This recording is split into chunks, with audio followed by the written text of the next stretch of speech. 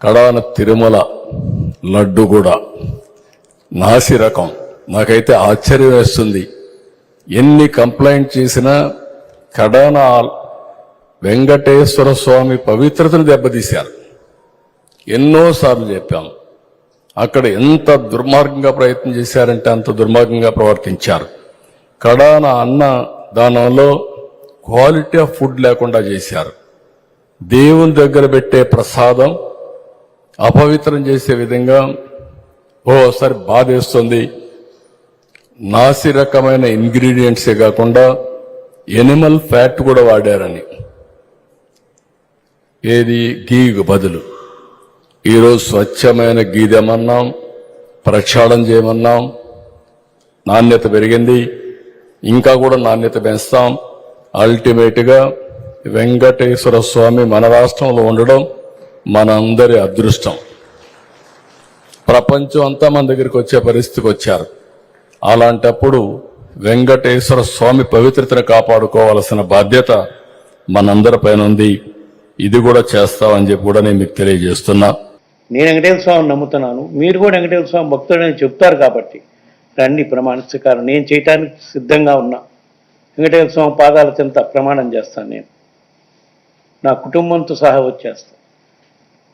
మా పాలనలో ఎటువంటి చంద్రబాబు నాయుడు గారు ఆరోపణ చేసినట్టు ఎటువంటి అక్రమాలు, నీచమైన కార్యక్రమాలు జరగలేదు. మీరు ఏదైతే నింద మోపారో మీరు దానికి కట్టుబడిన పని అయితే రండి, మీరు కూడా ప్రమాణం చేసి చెప్పండి. లేదా మీరు భక్తుల మనోభావాలు దెబ్బతినే విధంగా చేసిన దానికి మేము చట్టపరంగా, న్యాయపరంగా ఏం చర్యలు తీసుకోవాలో ఆ కార్యక్రమం చేస్తాం. ఎందుకంటే 100 రోజుల పాలనలో చెప్పిన హామీలు అమలు చేయలేదు. వివిధ కార్యక్రమాలు చెప్పి అధికారంలోకి వచ్చి ఏ విధంగా ఎలక్షన్లకు ముందు మా ప్రభుత్వంపై, మా పార్టీపై దుష్ప్రచారం చేశారో అదేవిధంగా ఇప్పుడు వీళ్ళ వైఫల్యాలు కప్పుచ్చుకోవడం కోసం ఈ దుష్ప్రచారం, మరీ ఎంత ఘోరమైన దుష్ప్రచారం అంటే భారతదేశంలోనే కాదు ప్రపంచవ్యాప్తంగా ఉండే హిందువుల మనోభావాలు దెబ్బతినే విధంగా ఈ దుష్ప్రచారాన్ని తెరలేపారు. హిందువులు, ప్రపంచవ్యాప్తంగా ఉండే హిందువుల్లో ఇది ఒక ఇదిగా భావించే పరిస్థితి వచ్చింది. రాత్రి నుంచి నేను చూసిన వెంటనే రియాక్ట్ అయ్యాను. దాని మీద ప్రమాణ స్వీకారం చేద్దామని చెప్పడం జరిగింది.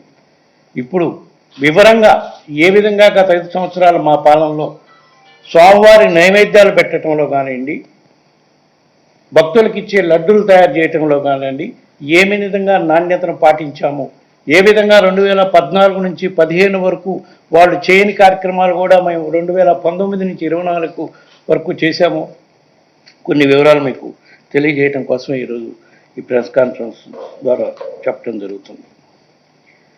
మా ప్రభుత్వం అధికారంలో రాకముందు 2019లో 2014 నుంచి 15 వరకు ఏదైతే సిస్టమ్ ఉందో, ఎందుకంటే మెయిన్ ఇక్కడ కావాల్సింది ఘీ, కౌ ఘీ ప్రొక్యూర్ చేసే సిస్టమ్ ఏదైతే ఉందో అదే లడ్డు తయారీలోకి వాడే కౌ ఘీ కానివ్వండి, మిగతా ఇంగ్రీడియంట్స్ కానివ్వండి, ఏ సిస్టమ్ అయితే 2014 నుంచి 15 వరకు ఉందో అదే సిస్టమ్ మేము అధికారంలోకి వచ్చినా కూడా 2024 వరకు వివిధ మార్పులు, ఇంప్రూవ్మెంట్స్ చేసుకుంటూ పోయామే కానీ అదే సిస్టమ్ కంటిన్యూ అయ్యాలి.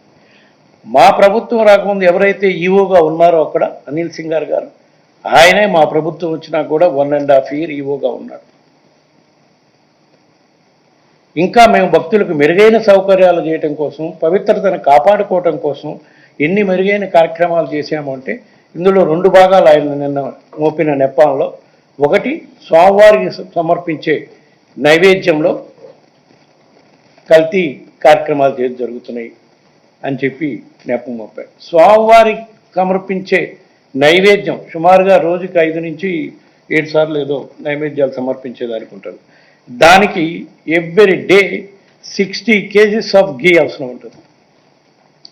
మా ప్రభుత్వం రాకముందు ఆ ఘీ, మా ప్రభుత్వం వచ్చినా కూడా కొన్నాళ్ళు ఆ ఘీతోనే స్వామివారికి నైవేద్యాలు, ఆ ఇంగ్రీడియంట్స్తోనే స్వామివారికి నైవేద్యాలు ఏదైతే అప్పుడు సప్లైస్ తీసుకుంటామో వాటితోనే చేసే కార్యక్రమం జరుగుతుంది. గత 3 సంవత్సరాల నుంచి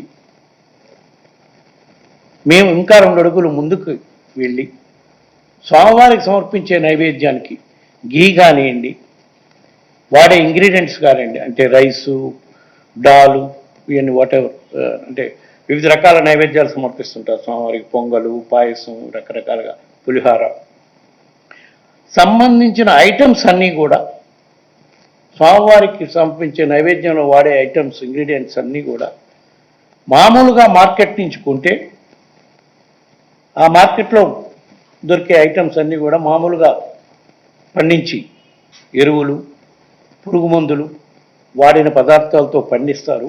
వాటి వల్ల స్వామివారికి విషపూరితమైన నైవేద్యం సమర్పించే పరిస్థితి ఉంది. దీన్ని మార్పు చేయాలని చెప్పి టోటల్ ఆర్గానిక్ ఇంగ్రీడియంట్స్తో, ఇంక్లూడింగ్ ఘీ, ఆర్గానిక్ దేశీ కౌ ద్వారా వచ్చిన ఘీతోనే గత 3 సంవత్సరాల నుంచి కూడా స్వామివారికి నైవేద్యాలు సమర్పిస్తున్నాం.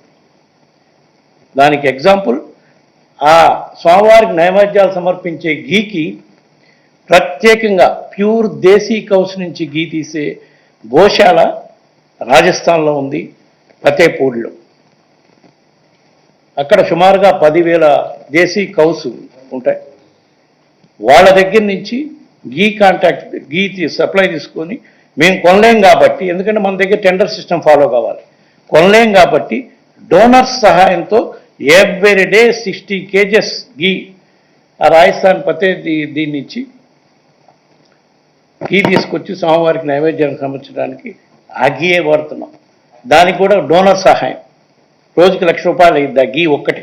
మిగతా ఇంగ్రీడియంట్స్ అన్నీ ఇక్కడ ఆర్గానిక్ ఫార్మర్స్ పండించిన తెలంగాణలో, ఆంధ్రాలో ఆర్గానిక్ ఫార్మింగ్ జరుగుతుంది. వాళ్ళ దగ్గర నుంచే ప్రొక్యూర్ చేయాలి. ఎస్పెషల్లీ ఘీ మాత్రం అక్కడి నుంచి తెస్తున్నాం.